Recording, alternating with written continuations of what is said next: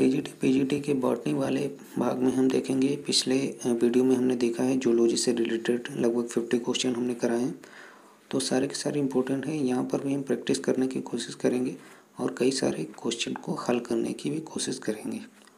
तो देखते हैं कि पहले जो क्वेश्चन है उसका आंसर क्या है। तो युक्त कापी पुंकेसर पाया जाता है तो किस में पाया जाएगा? यहाँ पर कंपोजिटी कुल जो होता है इसमें सूरजमुखी पाया जाता है, उस कुल में युक्त कापी पुंकेसर पाया जाएगा। नेक्स्ट देखेंगे कि जायोमॉर्फिक कंडीशन किस में पाई जाएगी? तो जायोमॉर्फिक कंडीशन पाई जाती है ब्रेसिका में। एक्टिनोमॉर्फिक और जाइगोमॉर्फिक जो कंडीशन होती है, जो फ्लावर की जो संरचना के आधार पर इसको डिवाइड किया जाता है। नेक्स्ट क्वेश्चन देखेंगे कि वह फल जो एक ऊर्ध्ववर्ती द्विअंडपी अंडाशय जिसमें 2 वित्तीय बीजांड हो से विकसित हो कहलाता है। तो मतलब ऊर्ध्ववर्ती द्विअंडपी अंडाशय से जो विकसित होगा उसको हम कहेंगे सिल्कुआ। ठीक है, तीसरा ऑप्शन यहाँ पर सही हो जाएगा। आगे देखेंगे कि जो अरेंड होती है इसके बीच में बीज चोल क्या चीज़ है? तो बीज चोल जो होता है वो आपका अध्यावरण का अंडद्वारी माइक्रोपाइल जो होता है उसका इंटेगुमेंट का इसमें आउटग्रोथ हो जाता है, उसी को हम बीज चोल के नाम से जानते हैं। तो इसका पहला आंसर सही हो जाएगा। आगे देखेंगे कि तना जब हरित पर्णी संरचना में परिवर्तित हो जाता है तो इसको क्या कहेंगे? तो इसको पहला आंसर है पर्णाभ स्तंभ कहेंगे। इसको इंग्लिश में फाइलोक्लेड भी कहते हैं, फिलोक्लेड या फाइलोक्लेड के नाम से भी जानते हैं। अगला क्वेश्चन देखेंगे कि व्यापारिक कार्क किससे प्राप्त होती है? तो फाइलोजन से। तो प्लांट में जो फाइलोजन वाला पार्ट होता है उससे व्यापारिक कार्क प्राप्त होती है। बेलामेन एवं स्पंजी ऊतक किस में पाए जाएंगे? तो ये एपिफाइटिक जो प्लांट होते हैं उसकी मूल में ये बेलामेन एवं स्पंजी ऊतक पाए जाते हैं जो वातावरण से नमी को अवशोषित करते हैं, जैसे कि आर्किड के प्लांट में। नेक्स्ट क्वेश्चन देखेंगे कि बेंथम और हुकर द्वारा प्रस्तावित वर्गीकरण पद्धति। तो ये वर्गीकरण पद्धति इन्होंने क्या किया था? प्राकृतिक सिद्धांत पर आधारित थी, बेंथम तथा हुकर की पद्धति। नेक्स्ट क्वेश्चन देखेंगे कि न्यूक्लियस उनके कोर पार्टिकल बने होते हैं तो हिस्टोन प्रोटीन के टेट्रामर से ये बने होते हैं। इसका पहला ऑप्शन सही हो जाएगा।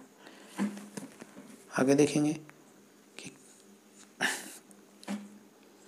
किसी पौधे के भ्रूणपोष यानी कि एंडोस्पर्म जो 3N गुणसूत्र जिसमें होते हैं, 3 गुना गुणसूत्र होते हैं, जिसमें 24 गुणसूत्र हैं। इस पौधे के बाह्य तलपुंज में गुणसूत्रों की संख्या क्या होगी? तो भ्रूणपोष में गुणसूत्रों की संख्या होती है 3N और बाह्य तलपुंज जिसको कैलिक्स कहते हैं, कैलिक्स में होगी आपकी गुणसूत्रों की संख्या 2N। तो 2N में हमारा यहाँ पर गुणसूत्र की संख्या हो जाएगी 16। ठीक है, 16 गुणसूत्र हो जाएंगे, तो इसका दूसरा ऑप्शन सही हो जाएगा। नेक्स्ट है प्रकाश संश्लेषण का प्रथम स्थायी उत्पाद। तो 3-फॉस्फोग्लिसरेरिक एसिड इसका ऑप्शन हो जाएगा तीसरा, ये ऑप्शन सही हो जाएगा। आगे देखेंगे कि प्रकाश संश्लेषण में दृश्य की यथा तत्प्रभावी तरंगदैर्घ्य कौन सी होती है? तो रेड कलर का प्रकाश, इसकी तरंगदैर्घ्य प्रकाश संश्लेषण में ज़्यादा होगी, तो ये आपका 4th वाला ऑप्शन सही हो जाएगा। आगे देखते हैं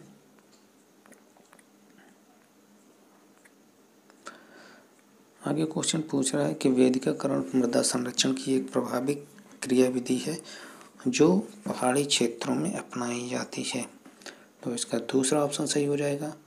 नेक्स्ट क्वेश्चन है कि बोने से पूर्व कम तापीय बीजों की प्रक्रिया कहलाती है वसंतीकरण, जिसको वर्नलेजाइजेशन भी कहते हैं,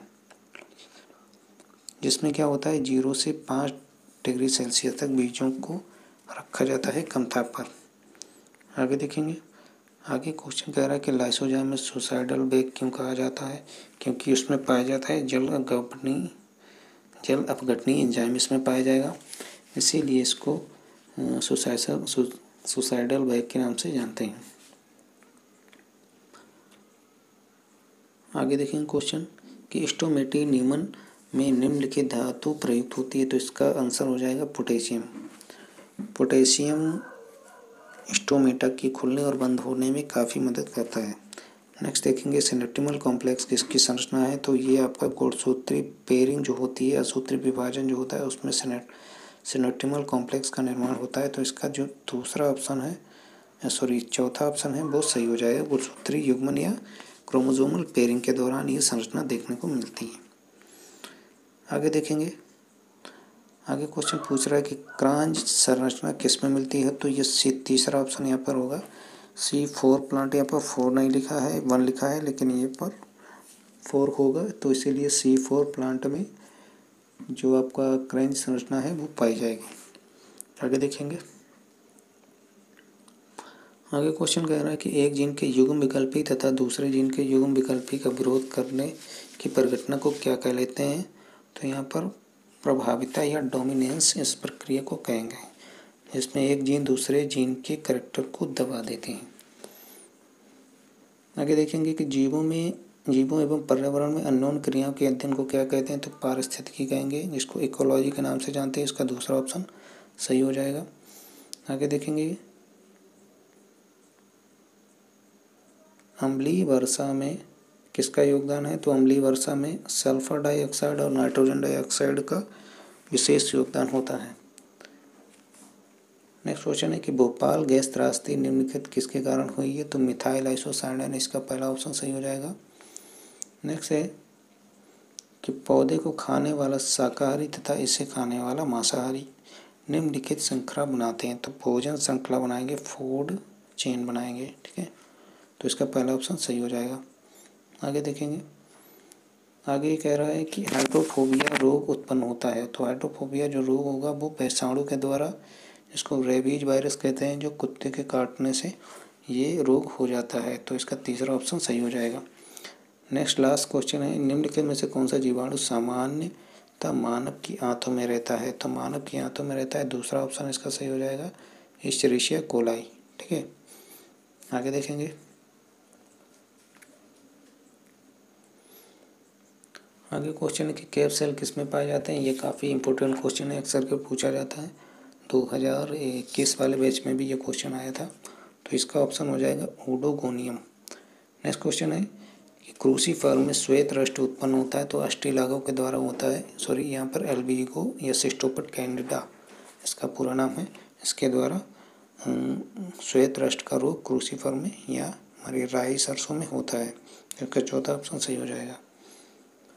नेक्स्ट क्वेश्चन है कि पेनिसिलिन को पृथक किया गया किसके द्वारा, तो अलेक्जेंडर फ्लेमिंग के द्वारा, तीसरा ऑप्शन इसका सही हो जाएगा। नेक्स्ट क्वेश्चन है कि रेनडियर मास एक लाइकेन है जो मनुष्य खाने में प्रयोग करता है, निम्नलिखित में से किस जीन से ये संबंधित रखता है, तो ये क्लेडोनिया, इसका आंसर सही हो जाएगा। इसका तीसरा ऑप्शन है क्लेडोनिया। 82 नंबर का क्वेश्चन देखेंगे, जीवाणु में श्वसन क्रिया किस स्थान पर होती है, तो तीसरा इसका ऑप्शन हो जाएगा मीसोसोम। जीवाणु के मीसोसोम में श्वसन क्रिया संपन्न होती है। नेक्स्ट क्वेश्चन की प्रतिजैविक रोगों को ठीक करते हैं, यानी एंटीबायोटिक जो होता है वो रोगों को कैसे ठीक करता है, तो इसमें दूसरा ऑप्शन सही हो जाएगा। रोग को उत्पन्न करने वाले जीवधारियों से लड़कर या वायरस बैक्टीरिया जो भी होते हैं उनसे लड़कर एंटीबायोटिक रोग को ठीक करते हैं। आगे देखेंगे, आगे कह रहा है कि प्रोटीन की अत्यधिक मात्रा वाली शैवाल कौन सी है, तो यहाँ पर स्पाइरुलिना होगी। नेक्स्ट क्वेश्चन है कि बैट्रोइकोस्पर्मम क्या होता है, तो ये अलवड़ी जलीय फ्रेश वाटर रेड एल्गी है या लाल शैवाल है, तो इसका तीसरा ऑप्शन सही हो जाएगा। आगे देखेंगे, आगे क्वेश्चन कह रहा है कि रोगजनक के संक्रमण के कारण संपूर्ण पौधे उसके किसी भाग अथवा ऊतक का समानित विकास कहलाता है, तो रुद्र वृद्धि कहलाएगी, इसको हाइपोप्लेसिया भी कहते हैं। तो इसमें क्या होता है, एक पौधे के किसी भाग में संक्रमण हो जाएगा, उसमें एक कंटिन्यूअस ग्रोथ होती रहती है जिसको आउट ग्रोथ के रूप में निकल आती है। आगे देखेंगे क्वेश्चन, ये क्वेश्चन है कि निम्नलिखित में से कौन सा खाने का कवक है, तो इसमें मार्केला एस्कुलेंटा, जिसका ऑप्शन हो जाएगा तीसरा ऑप्शन इसका सही है। खाने योग्य कवक है, काफ़ी इंपॉर्टेंट क्वेश्चन है। और इसमें एक एमेनिटा मस्कारिया जो कवक है ये जहरीला कवक होता है। आगे देखेंगे हम, आगे क्वेश्चन कह रहा है कि उस ब्राइफाइट का नाम बताइए जिसके युग्मोद्भिद में अंतराकोशिक श्लेष्मी गुहिकाओं में नील हरी शैवाल पाई जाती हो। तो यहाँ पर इसका आंसर सही हो जाएगा एंथोसिरॉस। एंथोसिरॉस में नील हरी शैवाल पाई जाती है। आगे देखेंगे कि किसके बीजाणुबद्ध में पिछद घटन ढक्कन पेरिस्टोमियल दंत और वलय की उपस्थिति होती है। तो यहाँ पर चौथा ऑप्शन जो दिया है आपका फ्यूनेरिया। फ्यूनेरिया में पेरिस्टोमियम दंत पाए जाते हैं और वलय की उपस्थिति का मुख्य लक्षण इसमें होता है। तो 89 का चौथा आंसर यहाँ पर सही हो जाएगा। बढ़ते हैं आगे।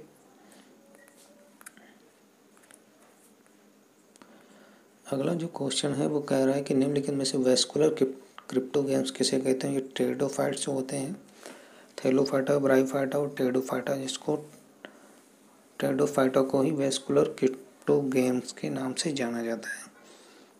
91 देखेंगे अंतःपादवीय कवक मूल किसके युग्मोद्भिद यानी प्रोथेलस होते हैं। तो ये लक्षण जो होगा आपका चौथा ऑप्शन इसका ऑप्शन हो जाएगा आपका सॉरी इसका ऑप्शन हो जाएगा लाइकोपोडियम। ठीक है, पहला ऑप्शन इसका सही हो जाएगा। आगे देखेंगे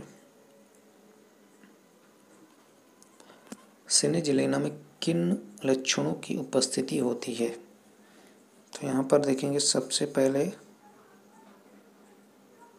दूसरा आंसर विषम बीजाणुकता जिसको हेट्रोस्पोरी कहते हैं, राइजोफोर भी होंगे और लिग्यूलेट लीव्स होंगी, साथ में ट्रेबिकुलेटेड एंडोडर्मिस भी पाई जाएगी जिसको ट्रेबिकुलरी अंतस्त्वचा भी कहते हैं। तो इसका दूसरा ऑप्शन सही हो जाएगा। आगे देखेंगे आगे क्वेश्चन पूछ रहा है कि उस पौधे का नाम बताइए जिसके राइजोम में उभयत फ्लोमी नारंभ पाए जाते हैं। साइफोनोस्टिल किस प्लांट में पाई जाती है। तो यहाँ पर आपका आंसर हो जाएगा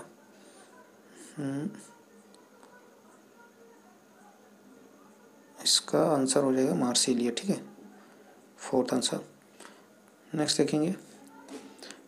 नेक्स्ट क्वेश्चन पूछ रहा है कि निम्नलिखित में से किसमें ऋणात्मक गुरुत्वानुवर्ती स्वभाव है या संभव है। तो यहाँ पर साइकस में जो प्रवालाभ जड़ पाई जाती है, कोरोलाइड जड़ पाई जाती है, उसी में ये ऋणात्मक गुरुत्वानुवर्ती स्वभाव होता है। तो इसका दूसरा ऑप्शन सही हो जाएगा। आगे देखेंगे कि किसमें यू स्पोरेंजिएट लघु बीजाणुधानियाँ एवं पास पक्षों युक्त परागकण पाए जाते हैं। तो पाइनस, इसका आंसर हो जाएगा पाइनस। पाइनस के परागकणों में फिन जैसी संरचना पाई जाती है। तो इसका दूसरा ऑप्शन सही हो जाएगा। आगे देखेंगे पाइनस में बहुभ्रूणता का मुख्य कारण क्या है। तो यहाँ पर होगा क्लीवेज पॉली एम्ब्रियोनी जिसको विदलन बहुभ्रूणता कहते हैं। नेक्स्ट क्वेश्चन है कि रानिया की जीवाश्म की खोज किसने की। तो यहाँ पर किंगस्टन एवं लैंग, इसके पहला ऑप्शन इसमें सही हो जाएगा। आगे देखेंगे आगे क्वेश्चन कह रहा है कि निम्नलिखित में से किसमें लघु बीजाणुधानियाँ एवं गुरु बीजाणुधानियाँ सोराई के अंदर पाई जाती हैं। तो यहाँ पर पहला ऑप्शन हो जाएगा इसका स्पोरोकार्प।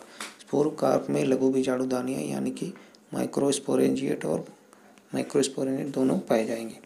नेक्स्ट क्वेश्चन है कि मलेरिया ठीक करने वाली दवा जो है वो किससे प्राप्त की जाती है। तो यहाँ पर सिनकोना की छाल से ये दवा प्राप्त की जाती है।